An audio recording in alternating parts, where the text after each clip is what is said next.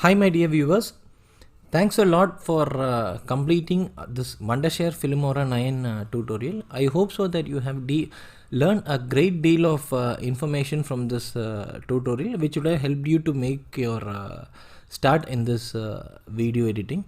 If you really have any doubts or you want to ask any questions, kindly do post your questions in the question and answer section of this Filmora course homepage, where I'll be happy to answer your questions. All I want you is to spend some time for this Filmora, record your own videos first, then start adding one by one. That is what all effects we have learned, what all transitions we have learned.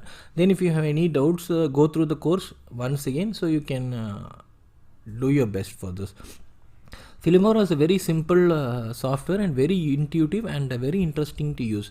I hope so that you'll enjoy this to the core. All the best my dear viewers for your best video editing in the future. Thank you. Bye bye.